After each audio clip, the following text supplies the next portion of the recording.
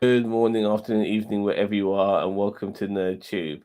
And I am Zam, and I'm about to do a trailer reaction to to Dune. And I'm just waiting on my mate Gary. Um, Here he comes. He's coming right now. All right, great timing, Gary. The Let's lag go. out. All right. We've both seen Dune Part One. This Yes, is we not have. necessarily a sequel. This is just a continuation of the story because the story's already been written. But Hmm. because the story is so long, they have to split one story up into two parts. So this is the second part we're about to react to now on this trailer, and we'll get back to you after this just to talk about it. You ready?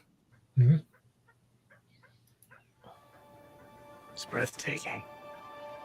Some Star Wars vibes You see already. sand here? Imagine water. Tatooine. If you dive in, you can't reach the bottom. You I dive hate in. sand. It's called swimming. Sorry.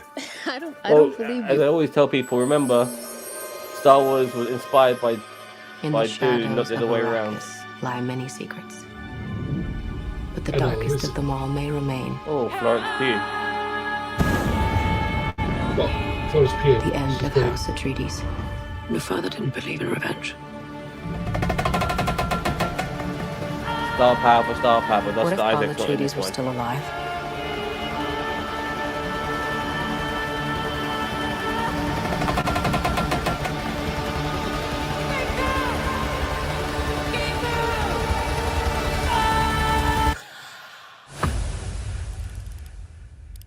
Have you ever had a dream about your first ride?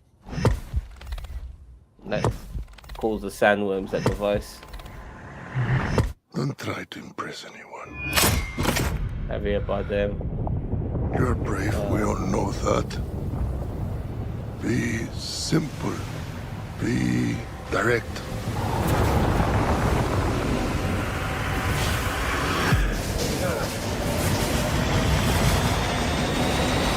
Gonna ride the sandworm. Nothing fancy. I understand.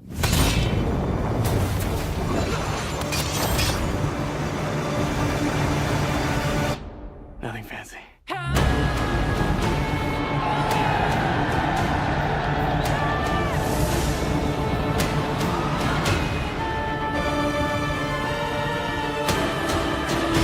Black and white world. Never lose me, Paul Atreides.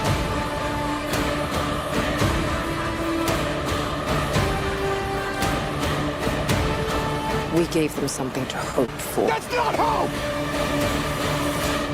May thy knife chip and shatter.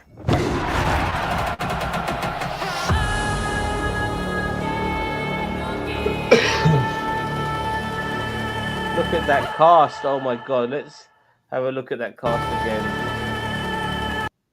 Look at that. Timothy Chalamet, Zendaya, Rebecca Ferguson, Josh Brolin, Austin Butler, Florence Pugh, Dave Bautista, Christopher Walken's in this. Apparently. Stephen McKinley. I didn't see him in the trailer. Stephen McKinley Henderson, Leia Sado, who she was the Bond girl recently. Hmm. Stellan Skarsgård, Charlotte Rampling, and Javier Bardem. My goodness, oozing with fucking star power. So was the first one, by the way. And they Hmm. killed off a couple of characters in Oscar Isaac and Jason Momoa. Um, so there's loads of people in this.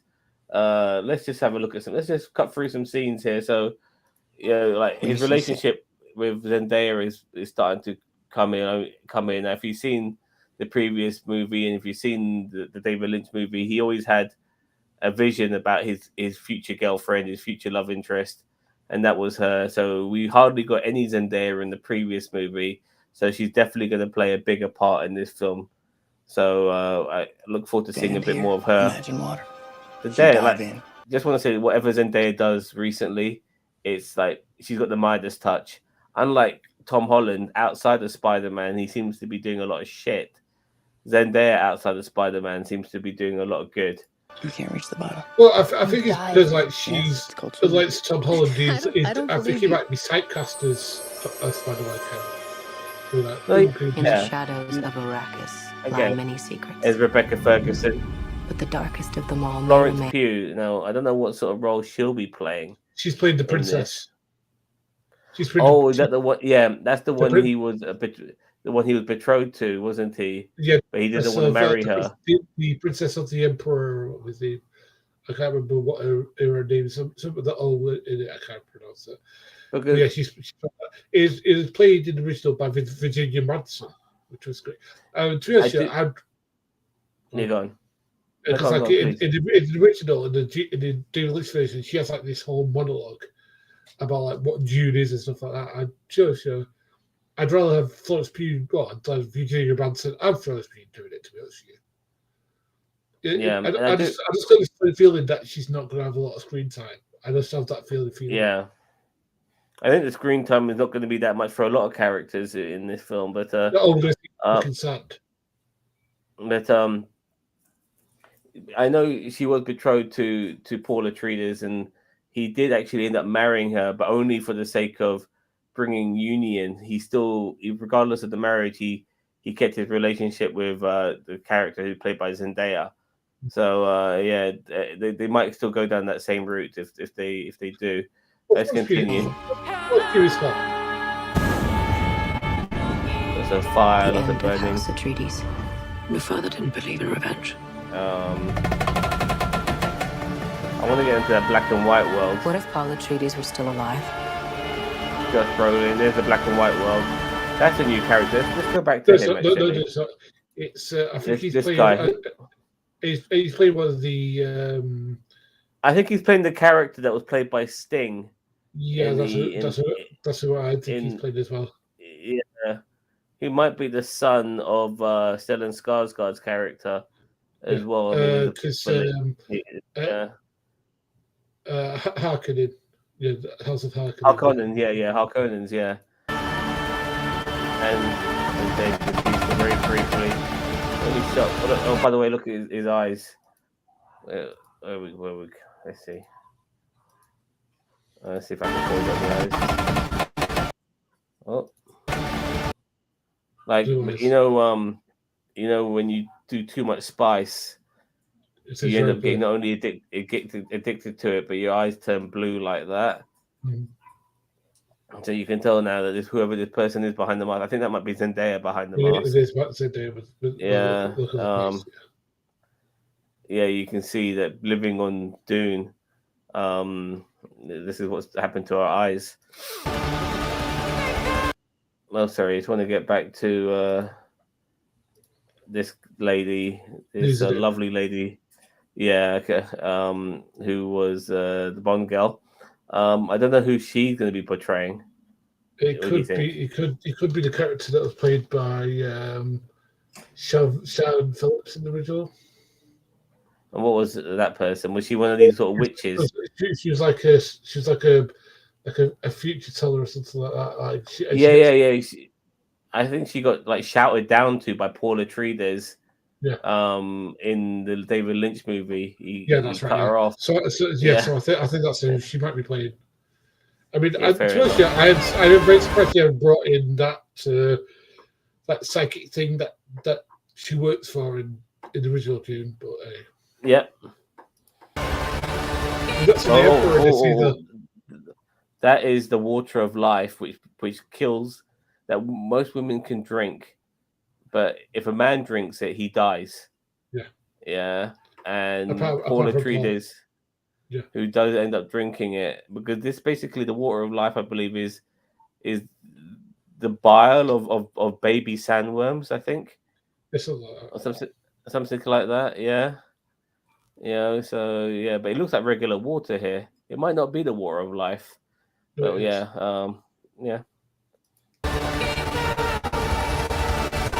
Oh, okay. Okay. Let's keep going. Actually, I want more of that black and white world. Have you ever had a dream about your first ride? So I mentioned earlier that this was the device that calls up sandworms. Yes, it is. Yeah. So, and they have to ride the sandworm. It's like some sort of rite of passage. Don't try to impress anyone. I think brave, Javier we all Bardem know is playing that. maybe the Max von Sydow role. Be Maybe. simple. Not, No, don't Max take my von word Sydow for was that. the Emperor Direct. originally.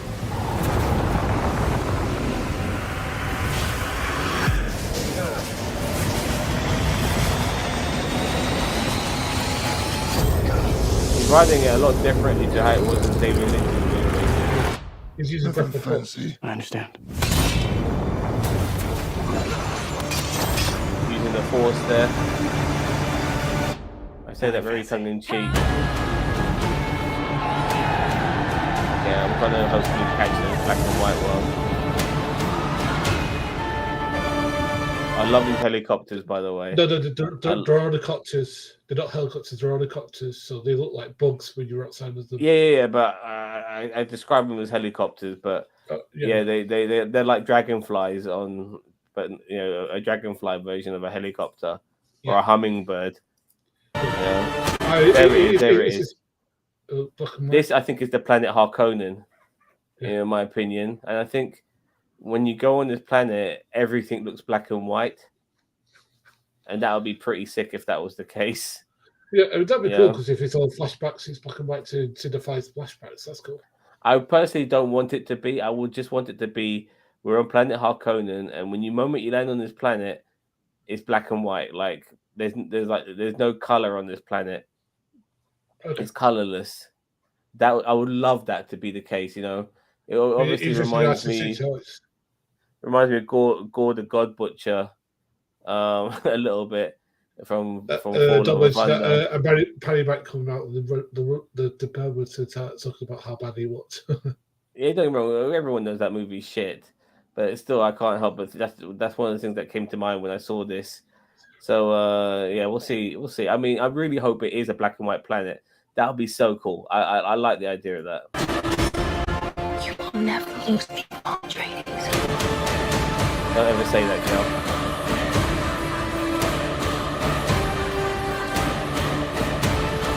We gave them something to hope for. That's not hope! Let me show you. Oh, look. This I think is the end of the movie. Yeah, because it was in the original. Just like in the David Lynch film, he fought Sting at the end. You know, dagger. You know, they both got their daggers out, and then Sting had a little sting come out of his body, little stinger. You know what I mean? Ironically enough, and he tried to kill him with that, but then he eventually outsmarted him and shoved his blade up his face, and yeah, that was pretty cool. But yeah, I think this is the end of the movie when they have a little one-on-one fight. I will kill him. Sorry. Yeah. See, and I tell you about that line is in the road. There. Oh. Damn it! I done it again. There's our money shot right there. Yeah. As I said, that there are aspects that I do like in this more than I like in the Lynch version, but the Lynch version has better lines. Like I said about Father the Sleeper is now awakened is not going to be in this, or any of the really good lines from the original are going to be in this. So. But say that though, I do love that vista. I do love that visual. It's just that Timothée Chalamet is one of my least favorite actors.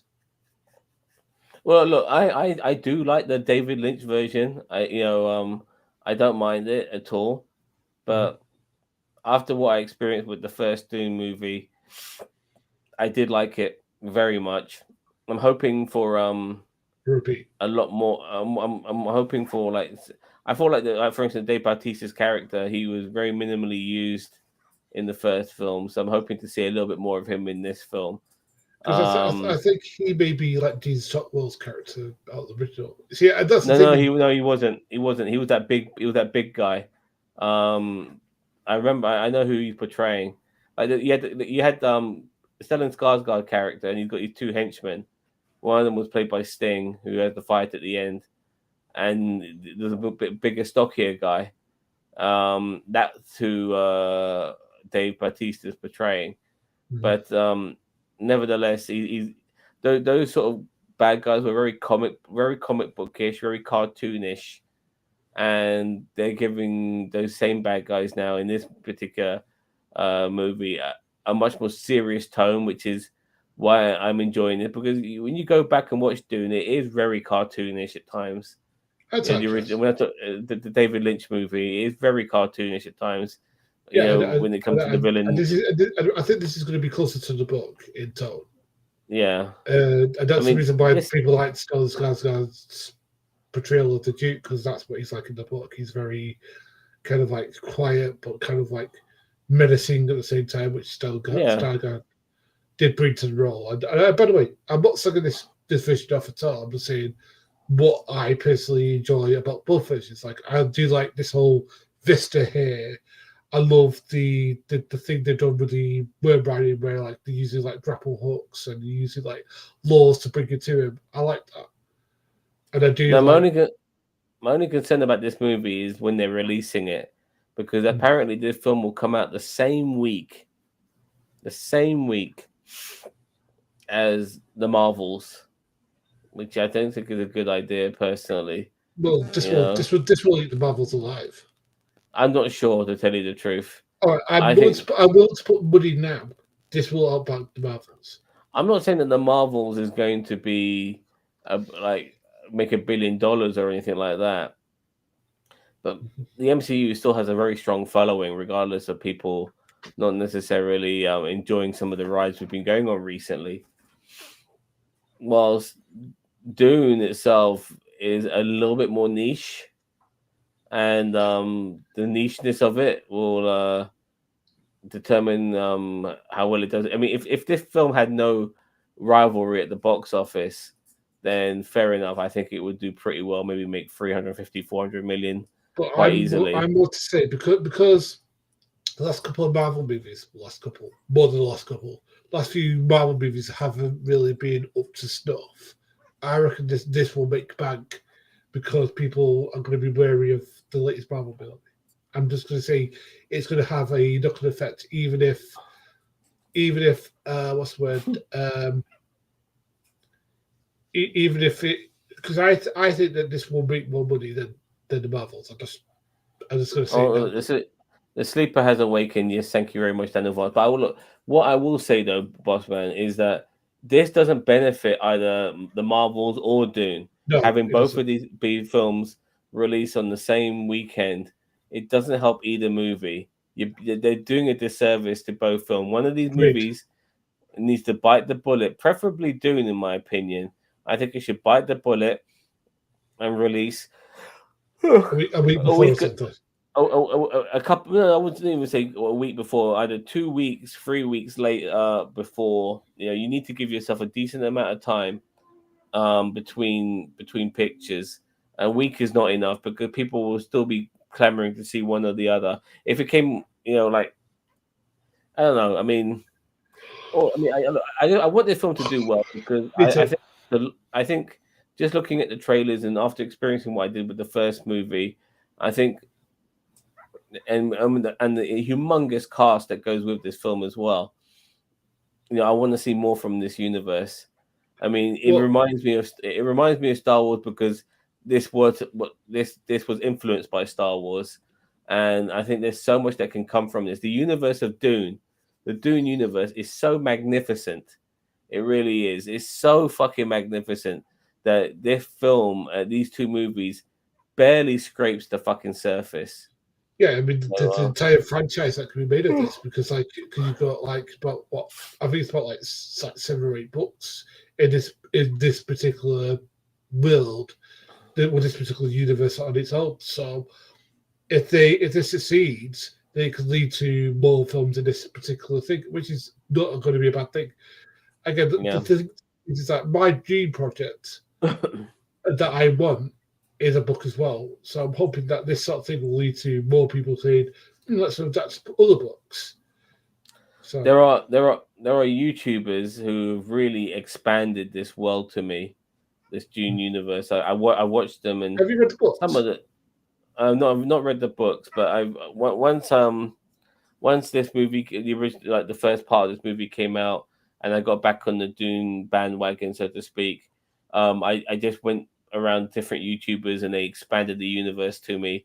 There is so much off this planet alone. because there is no for argument's sake, for instance there's no artificial intelligence. It's banned throughout the entire galaxy because there's an artificial intelligence war. So all machinery, all everything has no AI involved in it. You know, so for instance, like like calculators are human beings, and stuff like that. So that's just fascinating in its own right. They have spiced up beings who are the navigators who take you across the galaxy with the spice. Daniel Vaughn says Gary is Quatsi. The Process Hatterack. Yeah, the Quasar It's basically who portrays it, isn't it? It's yeah, I remember. Yeah, I remember that little girl. Saying it was so funny. But I would recommend if you got Audible or something like that, Zab, I would recommend the book to you. Okay. On a high level, but also, Warner Brothers. This is going to be to you. Please adapt the First Law trilogy, please. Like, there you go. Sorry. Well, yeah, no problem. Like there's so many things. Like they try to take the sandworms and put them onto other planets, which are desert planets, to replicate the spice. They couldn't do it. They tried to terraform other planets to make it like Dune. They couldn't do it. Spice is the most important thing in the universe. Like everybody wants it. There's no aliens, by the way. The closest thing they have to aliens are the animals that live on the planet Dune. I mean, there's probably other alien animals themselves on other planets, but there's no actual aliens, humanoid type aliens, or artificial intelligence. Sorry, not artificial intelligent beings on a human scale or beyond. In the Dune universe, it's just animals. So, like the sandworms are obviously aliens, but they're animal aliens. So that's the sort of things they got with regard to it. Everyone's human, pretty much. Humans rule the entire universe. Yep. But and yeah, it's just there's so much. I would love. I would love more explanation. Yeah, the lore of this universe is awesome.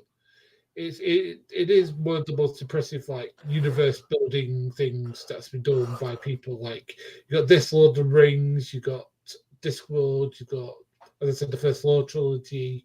You've got I'm trying to think of other things that build like a universe that you could understand. No, Star Wars. Yeah, Star Wars. Yeah.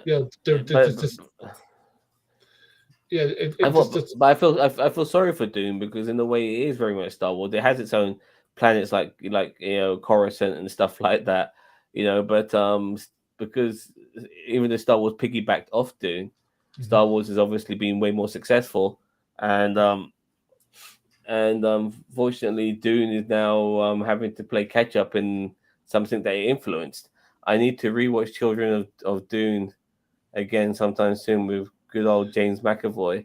That was the made for TV series. Yeah, it was. Yeah, and it's much better than it has any right to be. Really? Okay. It's not as good as a movie would be, but it's still pretty decent. Because I remember seeing it, I seen clips of it. And I thought, my God, this looks fucking cheaper than fucking Primark. They do really good work with a really shitty budget. I mean, everything does look crappy, but if you can take that aspect out of it, it's still a pretty decent series. Fair enough. All right, so just a few months now, end of the year, and we're on board on this train. I can't wait. I very much look forward to. I love this universe. I really do, and I'm really happy that it's been given a reboot. I don't know how far we'll go with it in the future. It depends I think it depends on how well this will do, personally. That's because this is not. It's like I said, this is not Star Wars once again. This is not flash bang wallop. Edge of your seat stuff. This is more on the scales of an epic tale, so to speak. And it's also more adult orientated as well. This is not really a kids sort of show. Like kids won't necessarily appreciate this as much as adults. I disagree because I do think that kids have more patience than people give them. Because a lot of kids went to watch Lord of the Rings. Well, No, Lord of the Rings is very action orientated, dude. You know, it's very ATV. It's very roller coaster. You know, the Fellowship of the Ring has so many roller coaster moments, and so, all of the films did. But this stuff, you know, like there's a lot of detail here. There's a lot of stuff you need to keep your ears open for to understand what's going on. It's not just even though this film is a visual feast, without a doubt. I mean, just look at this scene here; it's absolutely epic. But you know, at the same time, you've got to understand what's going on. You've got to listen and really take in, you know, all these things they say, like the Quaisat Haderach and all of that. It just becomes jargon, you know. So, anyways, we yabbered on. We've been talking about this fucking trailer for almost half an hour, but but like I said, there's just so much to go on about. So I don't mind. You know, it's not just, you know, as regarding what Ginger Greek says, it's not about looking at a desert for 4 fucking hours. Once again, whenever Ginger Greek criticizes something, this is the guy who like stop or my mum will shoot, and he openly admitted that and on one of our videos. So I always find it funny that he can criticize anything when he like stop or my mum will shoot. Yes, we all like something that's a bit funny, bit bizarre, but that film is a big pile of fucking shit. And to say that you like it, unfortunately, means that you can't criticize anything else.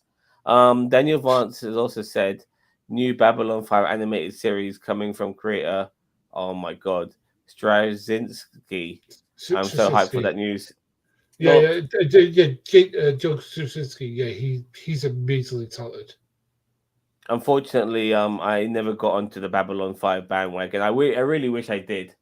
I really wish I did. It's just something that passed me. Now, Daniel Vance, I love that series. Daniel Vance, this weekend we're going to be talking about the legendary Alex Kurtzman. This Saturday, we're going to be doing a stream. Hopefully, we'll get as many Star Trekky nerds as possible. Myself and Cheeto will be on the pro Kurtzman side, and we're going to try and get everyone we can, people you know, familiar faces from No Budget and Avalon. Hopefully, we can get some of these guys on, as well as other Star Trek fan filmmakers and Star Trek nerds. We're going to try and get as many of these guys to come on and give their opinion on Alex Kurtzman, whether they're pro Alex Kurtzman or they're not. Yeah, it's never too late.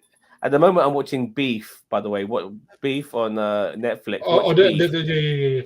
Beef is brilliant, by the way. Beef is fucking brilliant. It's got Stephen Yeun. Yeah, it's fucking brilliant. I've been watching that. That is, I'm on episode 6 now. As soon as we finish here, I'm going to watch another episode of Beef. But yeah, anyway, regarding this weekend, keep an eye out for our Star Trek debate on Alex Kurtzman. You know, myself and Cheetah were pro Kurtzman. We don't know if everyone else is going to be pro Kurtzman or anti Kurtzman. But yeah, we look forward to debating that.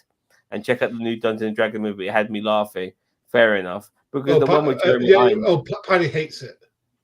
The one with Jeremy Irons was so shit. You know, and the Wayne brother had in it as well. That was so shit. I wanted to kill myself. I was a kid. That's what scares me the most, Daniel Vance. I don't want to go around. I don't want to be in that position again where I might want to kill myself. No, it's all right. I'll take your word for it. I'll give it a shot. It's got fucking Captain Kirk in it, so maybe it can't be that bad. All right. We're going to sign off now as we're getting to that 30-minute mark. Daniel Vance, thank you very much for joining us. Boss Man, thank you very much for joining myself and doing a review of this trailer. And to everyone out there, don't forget to like, share, subscribe to NerdTube, the greatest YouTube channel you never heard of, that is. And let us know what you think of this trailer. And don't forget to join us this weekend for some Star Trek debate. Bye-bye.